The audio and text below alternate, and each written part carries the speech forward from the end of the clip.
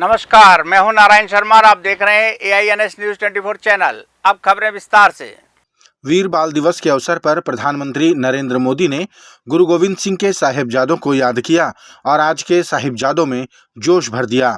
प्रधानमंत्री ने वीर बाल दिवस के अवसर पर सिख समुदाय समेत अन्य समुदाय को भी अपने संबोधन से प्रभावित किया।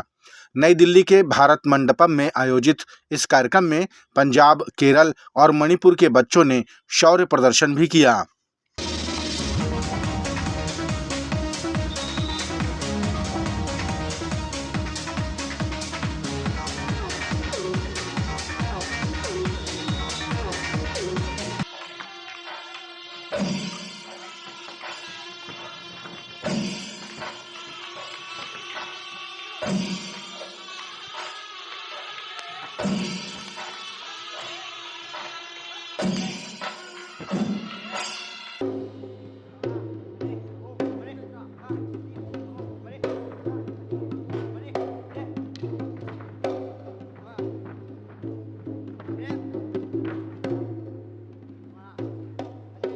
वीर बाल दिवस को केंद्रीय मंत्री स्मृति ईरानी ने भी संबोधित किया।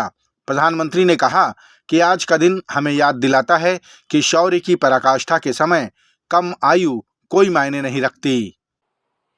गुरुओं ने हमें यही सीख तब भी दी थी और उनकी यही सीख आज भी है। हमें इस मिट्टी की आन बान शान के लिए जीना है। हमें देश को बेहतर बनाने के लिए जीना है। हमें इस महान राष्ट्र की संतान के रूप में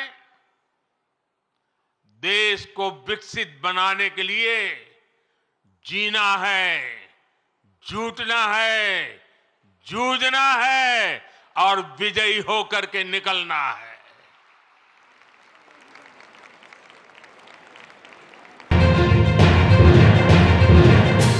छत्तीसगढ़ सिविल सोसाइटी द्वारा चयनित 4 बच्चों को साहिबजादे वीरता पुरस्कार से मुख्यमंत्री विष्णुदेव साय ने सम्मानित किया। इस मौके पर मुख्यमंत्री ने इन बच्चों को 50-50 हजार रुपए इनाम स्वरूप देने की घोषणा भी की। मुख्यमंत्री ने कोरबा के अमन ज्योति जाहिरे, कुरूद की जानवी राजपूत, खल्लारी जिला महासमुंद की छाया विश्वकर्मा और अर्जुनी जिला धमतरी की कुमारी भानेश्वरी निर्मलकर को वीरता सम्मान से सम्मानित किया। इन सभी बच्चों ने वीरता का परिचय देते हुए किसी न किसी की जिंदगी बचाई थी। इस वीर बाल दिवस को पिछले साल से मनाना शुरू किए। इस साल बहुत व्यापक स्तर पर इसको मनाएं और हम समझते हैं कि आगे आने वाले सालों में और इसकी व्यापकता बढ़ेगी और आने वाली पीढ़ी दर पीढ़ी हमारे जो साहबजादे 4 साहबजादे हिंदुत्व के लिए कुर्बानी दिए, इसको याद करते रहेगी। और छत्तीसगढ़ सिविल सोसाइटी ने पुरस्कृत किया है हमारे बच्चों को। पुरस्कार भले छोटा हो लेकिन पुरस्कार होता है, लोगों का मनोबल बढ़ाता है। तो मैं भी छत्तीसगढ़ सरकार के तरफ से आज की इस अवसर में चारों बच्चों ने जिन्होंने अदम्य साहस का परिचय दिया है उनको 50-50 हजार रुपये पुरस्कार के रूप में देने की घोषणा करता हूं। छत्तीसगढ़ कांग्रेस संचार विभाग के प्रमुख सुशील आनंद शुक्ला ने कहा कि राहुल गांधी ने कहा था कि अगर ईवीएम में कमल का बटन दबेगा तो वीवीपैट से अडानी ही निकलेगा। आज ये बात सत्य साबित हो रही है। शुक्ला ने कहा कि भाजपा की सरकार बनते ही अडानी के हितों को संवर्धित करने के लिए राज्य के जल, जंगल, जमीन और खनिज संपदा को अडानी को सौंपना शुरू कर दिया गया है।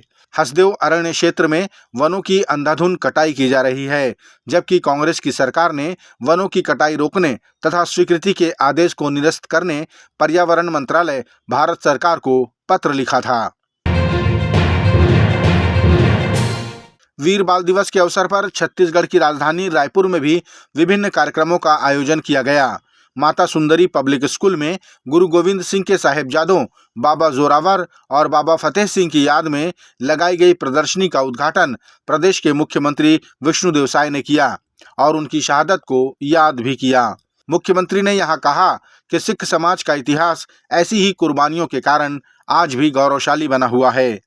इस मौके पर उप मुख्यमंत्री विजय शर्मा, मंत्री ब्रजमोहन अग्रवाल, मंत्री ओपी चौधरी समेत समाज के गणमान्य नागरिक बड़ी संख्या में उपस्थित थे।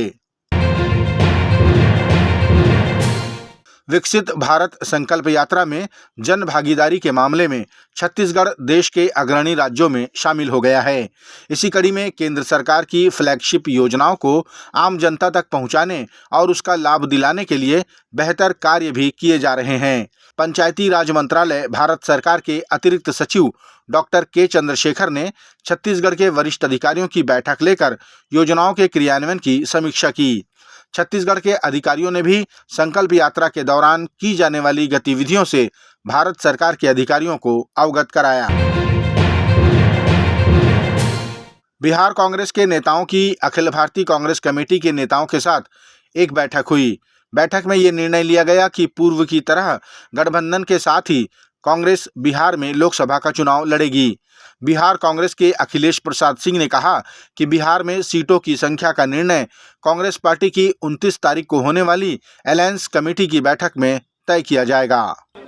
आज बिहार कांग्रेस की कांग्रेस आला कमान के साथ विस्तृत चर्चा हुई लोकसभा चुनाव को लेकर और उसकी तैयारियों को लेकर।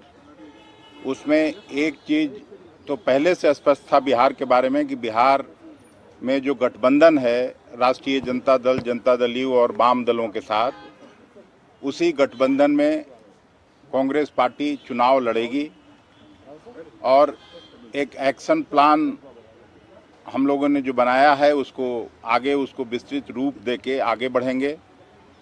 जहां तक अलायंस का बात है, सीटों का बात है, तो वो सीटों की चर्चा 29 तारीख को जो कांग्रेस पार्टी की अलायंस कमेटी है वहां पे हम लोग रखेंगे।